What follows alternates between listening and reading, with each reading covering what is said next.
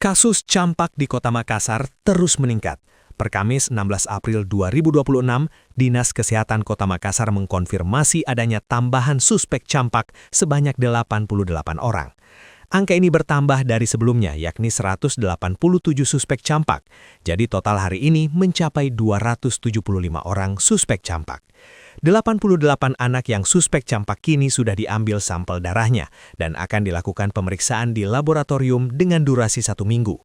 Andi Mariani, Kabid Pencegahan dan Pengendalian Penyakit Dinkes Kota Makassar menjelaskan, saat ini ada 108.772 orang menjadi sasaran vaksin campak dan sudah ada 25.000 anak yang telah divaksin di Kota Makassar.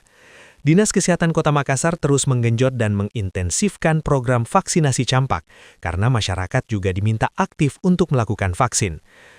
Ya, untuk campak di Kota Makassar per hari ini sebetulnya kita sudah mendapatkan tambahan lagi kasus terduga campak per hari ini 14 April 2026 ada terlaporkan 88 kasus suspek campak di seluruh Kota Makassar. Kemudian yang sekarang kita masih menunggu status dari 88 kasus yang baru. Kemungkinannya dalam 1 pekan ini kita bisa mendapatkan hasil dari pemeriksaan laboratorium karena sekarang pemeriksaannya sudah lebih cepat, sudah bisa dilakukan di Kota Makassar.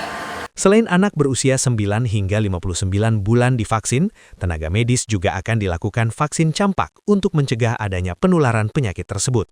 Warga juga diimbau untuk segera ke layanan kesehatan bila terdapat tanda-tanda atau gejala campak karena penanganan dini akan semakin lebih baik. Ilham Syam, Fajar TV melaporkan. Terima kasih telah menonton. Jangan lupa subscribe, like, comment, and share. Saksikan terus informasi terbaru dengan menekan tombol lonceng hanya di channel Fajar TV.